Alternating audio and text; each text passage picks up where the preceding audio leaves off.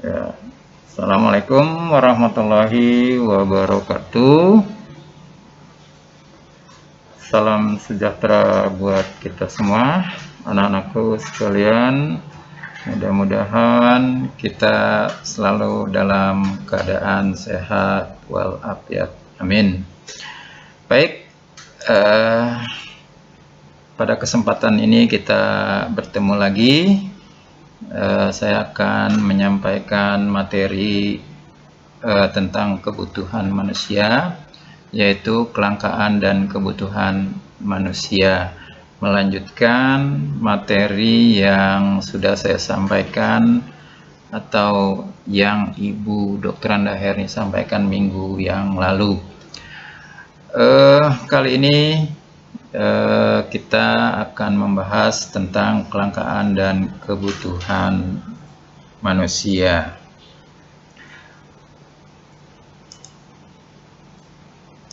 Ya, manusia melakukan berbagai macam tindakan agar semua kebutuhan terpenuhi dan dapat mencapai kemakmuran.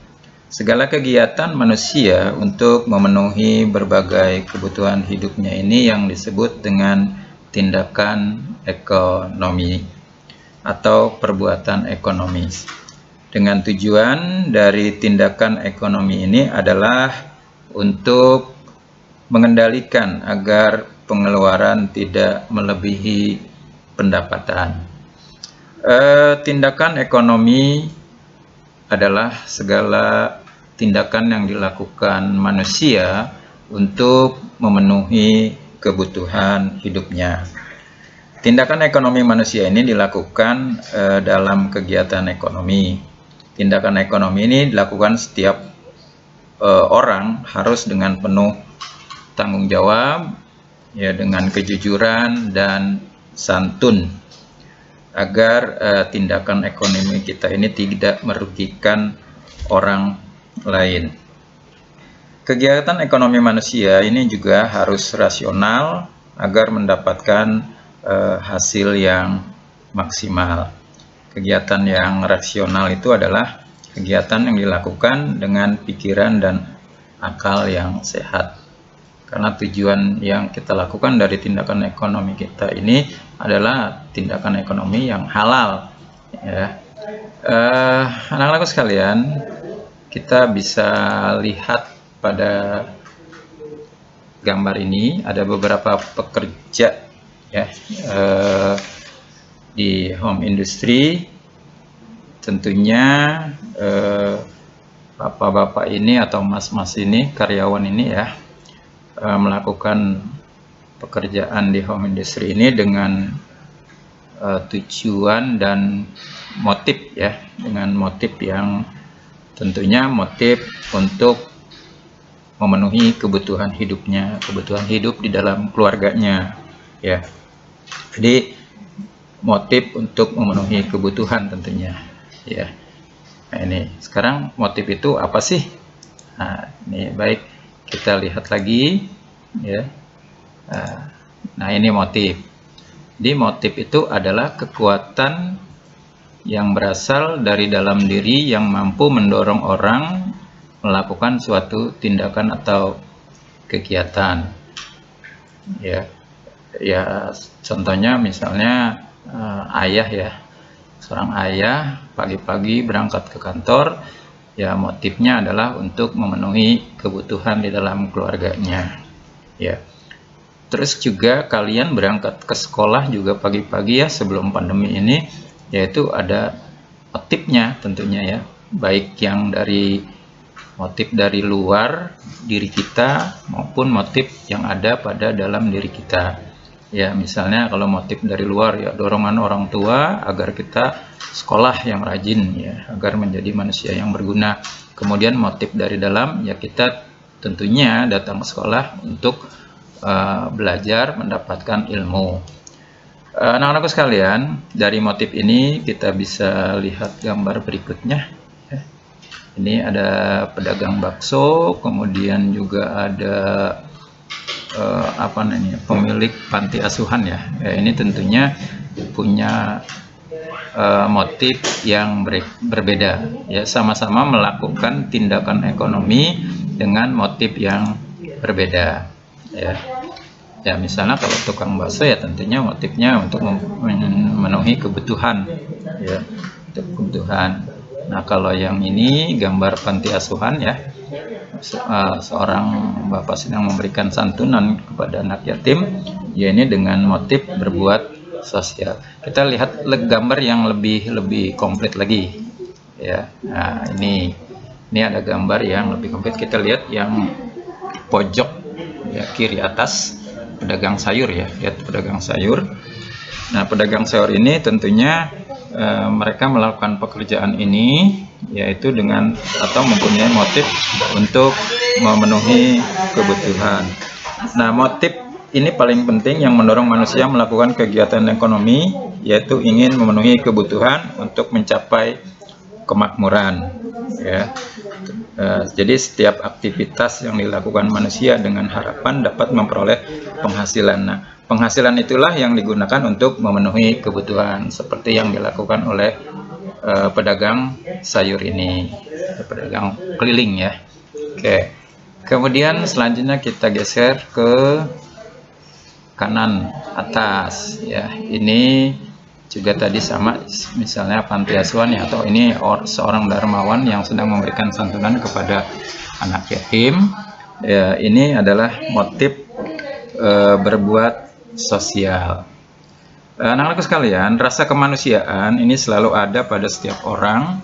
Jadi selain ingin memenuhi kebutuhan manusia, ya, kebutuhannya, manusia juga punya keinginan untuk menolong orang lain atau ingin membantu sesama manusia. Sebagai contoh, seorang siswa berkunjung ke panti asuhan untuk menyumbangkan buku-buku pelajaran yang tidak terpakai. Apa yang mendasari kegiatan dilakukan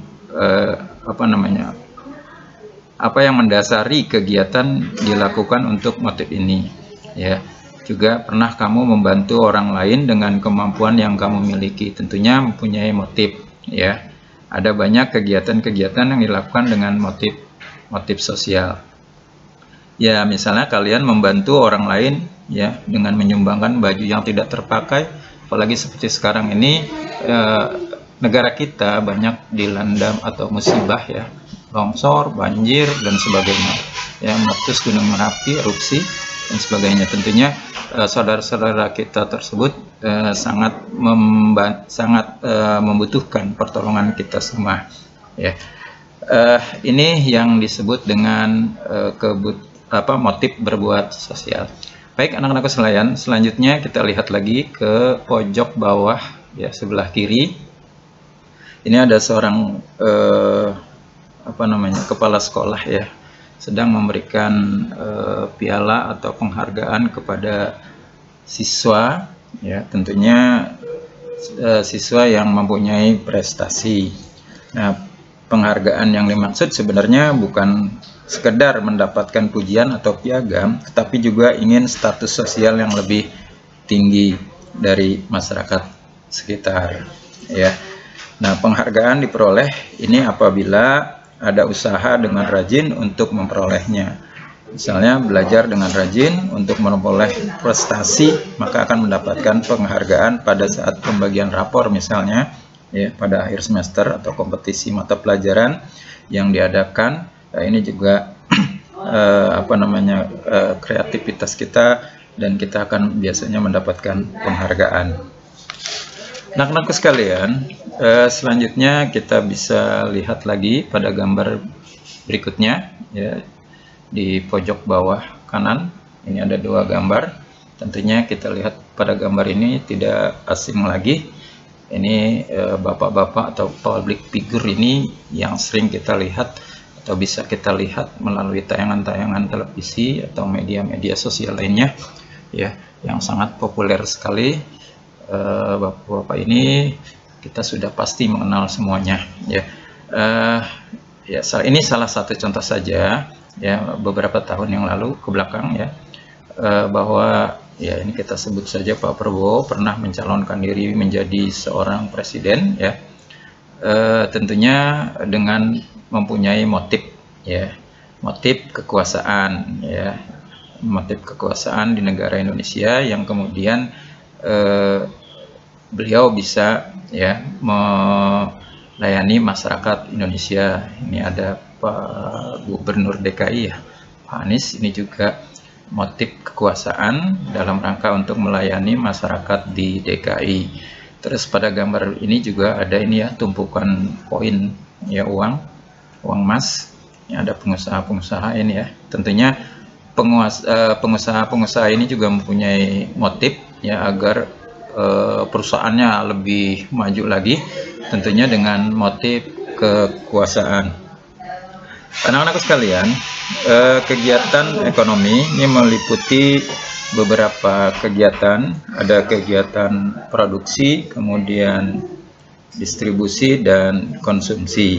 Ini yang akan kita bahas nanti pada sub berikutnya, untuk apa sih itu produksi, kemudian distribusi, konsumsi, dan sebagainya. Ini akan kita bahas pada pertemuan berikutnya. Anak-anak sekalian, kita lanjutkan ke prinsip ekonomi. Apa sih prinsip ekonomi itu? Prinsip ekonomi adalah dasar berpikir, ya, yang digunakan manusia dalam melakukan tindakan ekonomi. Ya. Ada beberapa pengertian dari prinsip ekonomi pada umumnya. Ya, yang pertama adalah prinsip ekonomi adalah usaha untuk mendapatkan hasil tertentu dengan pengorbanan yang sekecil mungkin. Tentunya setiap usaha, pedagang, dan sebagainya, ya, ini biasa melakukan hal, kalau orang dagang itu biasanya dengan prinsipnya modal sekecil-kecilnya, untung sebesar-besarnya, itu contohnya. Ya, jadi kalau kita dagang itu kita berusaha untuk modalnya kecil tapi untungnya besar. Oke, yang kedua, prinsip ekonomi adalah dengan pengorbanan yang kita keluarkan untuk mendapatkan hasil yang sesuai yang kita harapkan. Jadi pengorbanannya yang kita keluarkan itu tentunya kita agar mendapatkan hasil yang sesuai dengan yang kita harapkan. Kemudian berikutnya, prinsip ekonomi adalah adalah berusaha dengan alat yang tersedia untuk memperoleh hasil yang maksimal. Jadi dengan alat-alat yang tersedia pada perusahaan kita, tentunya kita berharap dengan hasil yang maksimal, hasil yang berkualitas. Kemudian yang keempat, prinsip ekonomi adalah dasar berpikir manusia yang digunakan untuk melakukan tindakan ekonomi. Bahkan di dalam dunia usaha, prinsip ekonomi ini berhubungan dengan sebutan efisien dan efektif, ya. Nah, apa itu efisien? Artinya kegiatan yang dilakukan tepat untuk mencapai target tertentu, ya, itu efisien. Kemudian efektif artinya apa? Yaitu yang apa yang dilaksanakan ini benar, itu yang efektif. Nah, prinsip ekonomi baik sekali digunakan dalam segala kegiatan ekonomi, ya, baik kegiatan produksi, kegiatan distribusi, maupun kegiatan konsumsi. Nanti akan saya jelaskan. Anak-anak sekalian, ada salah satu contoh misalnya dalam penerapan prinsip ekonomi dalam kegiatan sehari-hari, ya. Salah satu contohnya misalnya kita akan membeli sepatu, ya, contohnya di toko A misalnya dengan harga 150.000. Nah, kemudian kita pindah ke toko B. Nah, di toko B di situ harganya 149.000. Nah, kita penasaran pindah ke toko C. Nah, di toko C harganya 149.500. Nah, berdasarkan prinsip ekonomi kita, tentu kita akan membeli sepatu pada toko B, ya. Kenapa? Karena harganya lebih murah, kemudian juga kualitasnya sama dengan toko A dan C, tapi kita cari yang lebih murah. Ini juga sering hal ini juga sering yang dilakukan oleh kita semua ya. Jadi orang berpedoman pada prinsip ekonomi selalu melakukan pertimbangan-pertimbangan sehingga pengorbanan kita dapat memperoleh hasil yang maksimal. Baik anak-anakku sekalian, prinsip ekonomi ini dapat kita terapkan dalam kegiatan ekonomi ya. Penerapan kegiatan-kegiatan atau prinsip ekonomi ini dengan tujuan yang berbeda ya. Salah satu contohnya misalnya yang pertama, penerapan prinsip ekonomi pada kegiatan produksi ya. Apa prinsipnya? Yang pertama adalah menggunakan bahan mentah atau bahan baku dengan mutu yang baik tentunya ya. Ini prinsip ekonomi dalam kegiatan produksi. Kita menggunakan bahan mentah atau bahan baku dengan mutu yang baik ya, agar hasilnya juga baik dan kemudian disukai oleh konsumen tentunya. Kemudian yang berikutnya, mendirikan tempat perusahaan yang dekat dengan bahan mentah atau bahan baku. Jadi seorang pengusaha ya mendirikan pabriknya itu ya berusahakan yang dekat dengan bahan mentah dan bahan baku dengan pertimbangan nanti biaya transport bahan baku ke perusahaan tersebut lebih murah. Dengan demikian kita bisa menjual produknya juga nanti dengan harga yang lebih murah. Oke, baik, selanjutnya menggunakan tenaga kerja dengan upah yang murah ya. Kita cari tenaga kerja upah yang murah, tapi tentunya dengan ya harus mempertimbangkan kemanusiaan gitu ya. Jangan memeras keringat atau tenaga orang lain dengan dibayar yang sangat murah yang tidak manusiawi. Selanjutnya harus selalu menghemat dalam biaya produksi. Jadi dalam memproduksi suatu barang ada barang-barang atau bahan-bahan yang masih bisa kita pakai, bisa kita produksi lagi gitu ya. Anak-anak sekalian, yang kedua tadi itu penerapan prinsip ekonomi di dalam kegiatan produksi. Selanjutnya yang kedua, penerapan prinsip ekonomi dalam kegiatan distribusi. Yang pertama, menyalurkan barang dengan prinsip tepat sasaran, kemudian tepat waktu dan tepat tempat gitu ya. Saya ulangi, tepat sasaran, tepat waktu dan tepat tempat gitu ya.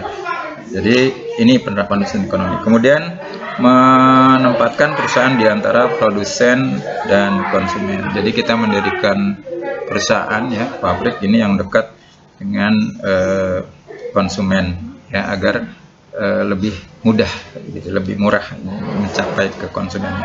Kemudian memberikan layanan dengan baik tentunya ya, untuk menjaga kepercayaan dari konsumen. Tentunya sebagai pengusaha kita harus menjaga pelayanan, kemudian menjaga kepercayaan dari para konsumen agar perusahaan kita terus lebih maju lagi. Kemudian menggunakan sarana distribusi yang murah ya, kita bisa mendistribusikan barang produk kita.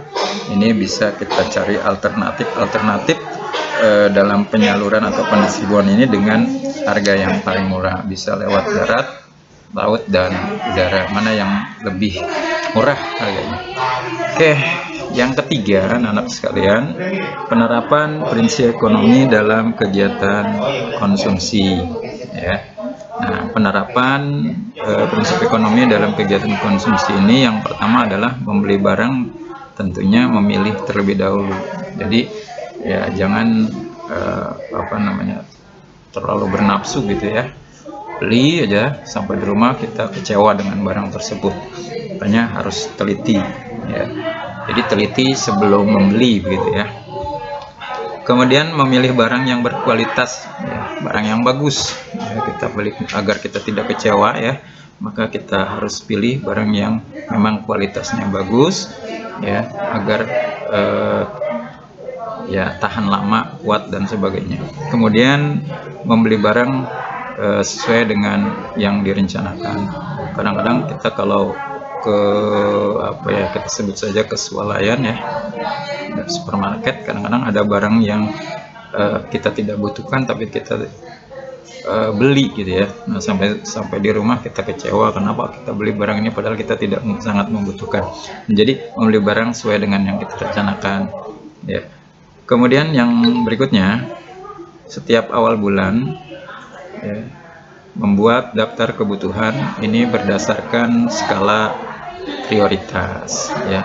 Kita buat setiap bulan ini mana barang yang kita butuhkan ya. Misalnya sebagai siswa ya, contohnya sebagai siswa, kebutuhan apa sih dalam sekolah kita itu ya, sebelum PJJ nih ya, misalnya sepatu, buku dan sebagainya. Nah, itu yang lebih kita dahulukan ya. Anak-anakku sekalian, penerapan prinsip ekonomi ini sangat penting, apalagi di era globalisasi ya. Semua barang secara bebas masuk ya, keluar dari dalam negeri. Jadi pada saat seperti ini produsen juga dituntut dapat menghasilkan barang yang berkualitas dengan harga yang bersaing. Karena kalau kita memproduksi barang yang kualitasnya rendah, nanti akan tidak disukai orang ya, tidak dibeli orang. Jadi ya, tentunya sebagai pengusaha kita harus memproduksi barang yang berkualitas dan harganya pun yang bersaing.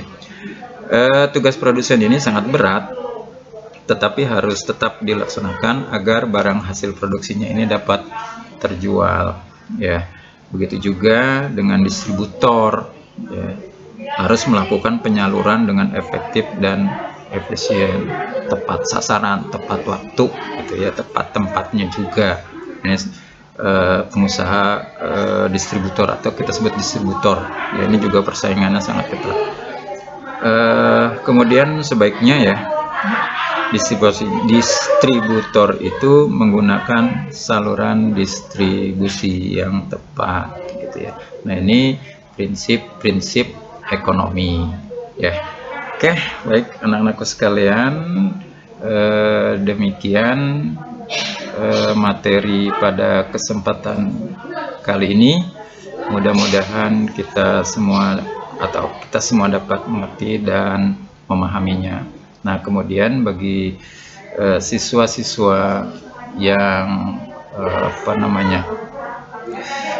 kita sudah melakukan beberapa kali pertemuan pertama, kedua dan ketiga ya, ini sekarang yang ketiga. Tentunya ada tugas-tugas ke-1, kedua yang kalian belum kerjakan, mohon secepatnya dikerjakan, karena saya sudah periksa beberapa siswa ada yang belum mengerjakan tugas pada pertemuan pertama dan kedua. Jadi dimohon untuk tugas segera dikirimkan melalui GCR. Oke, baik anak-anak sekalian, terima kasih banyak. Mudah-mudahan apa yang saya sampaikan dapat bermanfaat dan kalian dapat mengerti dan memahaminya. Nanti minggu yang akan datang kita lanjutkan dengan materi berikutnya. Oke, pada anak-anakku sekalian, pesan dari saya, rajin-rajinlah membaca buku, kemudian belajar yang rajin ya di rumah. Tetap jaga kesehatan kita. Mudah-mudahan kita semua selalu diberikan kesehatan. Baik, saya tutup saja. Wassalamualaikum warahmatullahi wabarakatuh. Selamat pagi.